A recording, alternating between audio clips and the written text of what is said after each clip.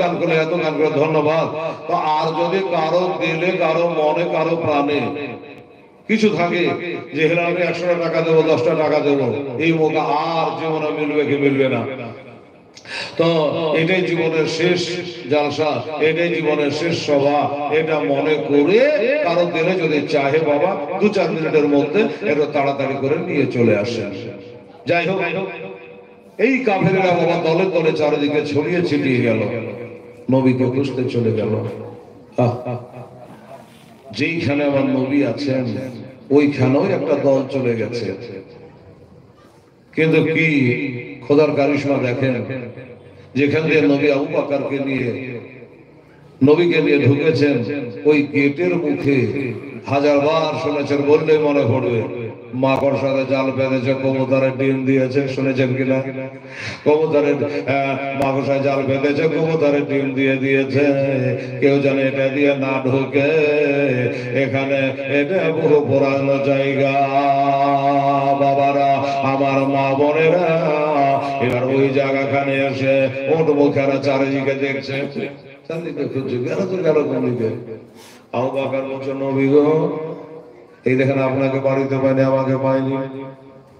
ওরা খোঁজ করতে করতে এত নিকটে চলে আসে, এত কাছাকাছি চলে আসে, আবার আবার পায়ের দিকে তাকালে, আবার আবার জুতার দিকে তাকালে, আবার আবার চপ্পলের দিকে তাকালে আমাদের দেখতে পেয়ে যাবে।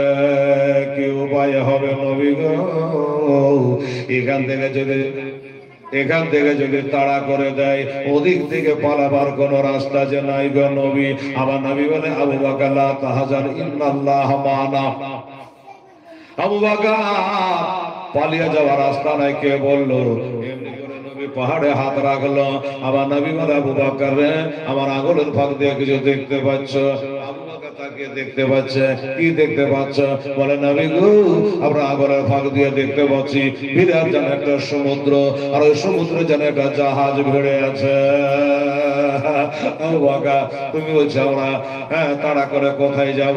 আবু বকরকে বুঝিয়ে দিল, আবু বকর, তোমারও আমার সাথে আল্লাহ আছে, আল্লাহ যার সাথে থাকে তার সাথে পাল্লা কেটে দেয়। আল্লাহর সাথে পাল্লা দিয়ে কেউ পারেনি, পারবে না। পদের মধ্যে কেউ কেউ বলছে যে একটা জায়গাটা না হয় দেখ, বলছে না। কি দেখবো? দেখছিস না কবুতরের মাকড়সায় জাল বেঁধেছে, কবুতরের ডিম বেড়ে, তো পুরানো জায়গা। বাস, অবিশ্বাস হয়ে গেল বাবা। সেখান থেকে তারা ঘুরে চলে গেল। ভাই দাদা, তাহলে নবীর জন্য কত মহব্বত, তারা কত মহব্বত করে বেরাদারান ইসলাম। হাজারবার শুনেছে বাবা, আমার নবীজি চোখ বন্ধ করে আছে, আর আবু বকর ওই যে গর্তটা বন্ধ ছিল সেটাতে পায়ের গোল্লার ডাব দিয়ে রেখেছে। ছোট করে বলে দিলাম, বাবারে, এই জামানে মুসা কালিমুল্লাহ, মুসা কালিমুল্লাহ সালামের জামানা থেকে ওইখানে একটা সাপ অপেক্ষা করছিল আমার নবীর দিদার পাওয়ার জন্য। নবীর দিদার পাওয়ার জন্য বাবা যখন বাধা পেয়েছে, শুনেছেন সাপে পর্যন্ত ছবল মেরে দিয়েছে। আবু বকর জানছে যে আমাকে সাপে কাটছে, নবীর মহব্বতে নিজের জান। আমরা তো মাল দিলাম 10 বস্তা 15 বস্তা করে। আবু বকর সিদ্দিক রাদিয়াল্লাহু তাআলা নিজের জানটাকে দেওয়ার জন্য তৈরি, যে আমার যদি জীবন চলে যায়, যা আমার জীবন কাজা করে দেবো, মুস্তাফার ঘুম কাজা হতে দেব না। সুবহানাল্লাহ। সাপে বিষ দিয়ে দিয়েছে, শরীর যেন ঠান্ডা হয়ে গেছে, চোখ দিয়ে কাতরা পানি টস করে গরম পানি নরম গালে আমার নবী মুস্তাফার গালে পড়ে গেল। নবী চট করে চোখের পাতা তুলে দেখছে, পাহাড়ে পানি নাই, কোনো ঝর্ণা নাই, আকাশে মেঘ নাই, বৃষ্টি বর্ষণ হলো কোথা থেকে। তাকিয়ে দেখছে আবু বকরের চোখটা ভিজে আছে, আবু বকরের চোখের পানি। বলে, আবু বকর, যে নবীর জন্য তুমি নিজের জান দিচ্ছ, সে নবীর কাছে সাপের বিষের ওষুধ আছে। যেটা বলে সুবহানাল্লাহ। তো নবী একটু থুতু মোবারক, লালা মোবারক লাগিয়ে দিয়েছে, আর সাথে সাথে বিষ পানি হয়ে যায়নি। খোলা ভাই, আমাকে বিষ পানি হয়ে যায়নি, ওই বিষটাকে খোদা তাআলা শরীরের একটা সাইডে জমিয়ে রেখে দিল। হে আবু বকর, আমার নবীকে যখন এত প্যারা মহব্বত করো, আসলে ভালোবাসো, শোনো, আবু বকর সিদ্দিক তোমাকে সিদ্দিকের লাকাব তো দিয়েছি, কিন্তু শোনো, তুমি যখন ইন্তেকাল করবা, এই বিষটাকে তোমার দেহতে চালু করে দিয়ে তোমাকে শহীদের দরজা পর্যন্ত দেব।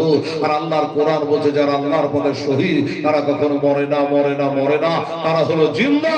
তোমাকে সে অমর করে আমি আমার নবীর